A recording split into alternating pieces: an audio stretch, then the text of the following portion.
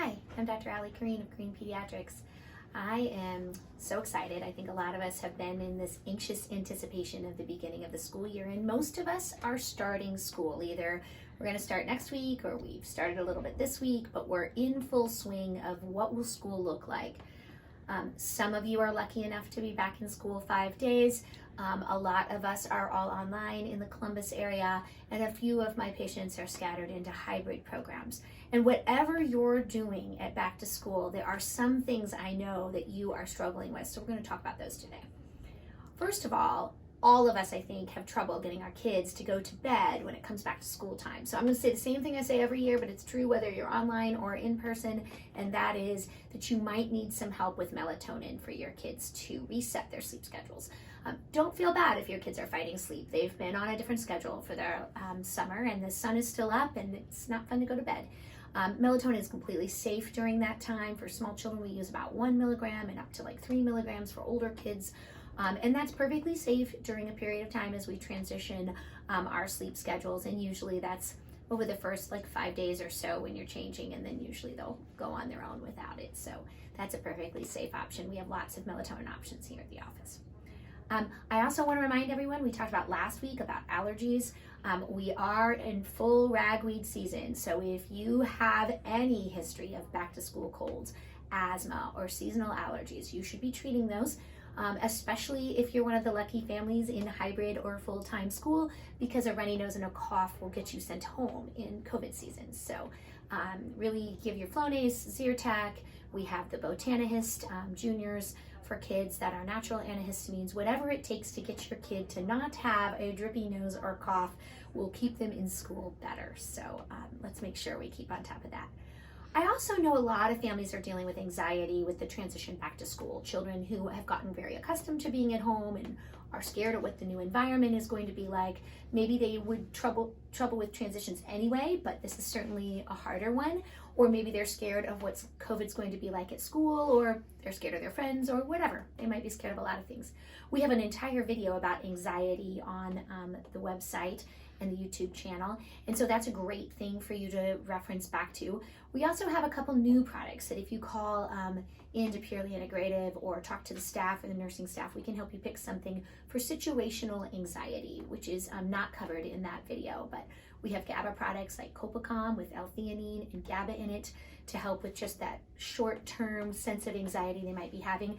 And we have prescriptions for antihistamines like hydroxyzine that might be helpful to transition to back to school time. So we have those available. You can call our staff or make an appointment with our staff to do that as well. We are getting a lot of questions about masks on the way back to school. And I just want to reiterate that, masking and the rules around masking are being chosen by your school districts and by our governors. The choice to mandate or not mandate masks is really just not mine. So I'm going to help you navigate what to do about that. We're getting requests for mask exemptions. The Ohio chapter of American Academy of Pediatrics has put out a really nice document of who qualifies for medical exemptions for masks. We will be following that pretty strictly. I also want to let you know that whether your child has autism or severe anxiety, or maybe they just don't want to wear one, whatever the reason is, these rules are your school's rules, which means that from a behavioral standpoint, it is their job to enforce them. So if they're having trouble with getting them to wear a mask, it's kind of their job to figure out how to get them to do that. So we can support them in that and we can give them suggestions, but that's really their job to enforce it. For children who do qualify for mask exemptions like severe anxiety or severe autism, I still want parents to work on putting it in their behavior plan or in their IEP to wear a mask.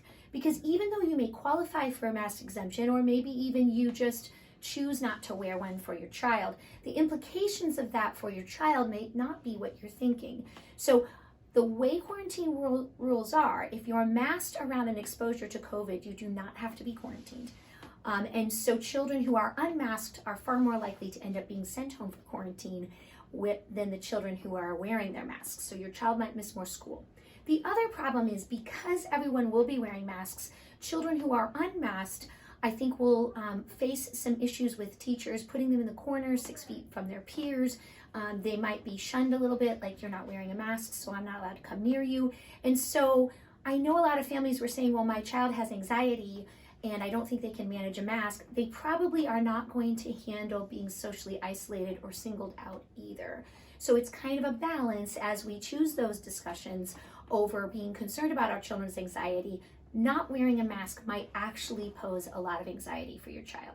So I really think you should try to get them to cooperate with whatever rules your school has enforced and try to help them transition to those with the best attitude that we can. 504s and IEPs are available for behavior plans around masks, and I encourage anyone who, even if you qualify for a mask exemption, to put that back into your document for doing that. We're going to have a lot of things about COVID. We still have other things in our library of information for supplements for COVID. The best things for that are things that support our innate immune response, which would be like whole body defense, our mushroom extracts, or our respiratory defense complete, which has astragalus and andrographis and some other things in it.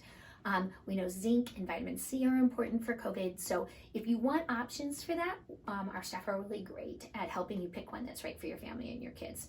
I'm really excited. I hope our kids will, go back to learning and friends in whatever way that looks. So if you need our help for any of these topics or more, you can contact us at the office or at purelyintegrative.com.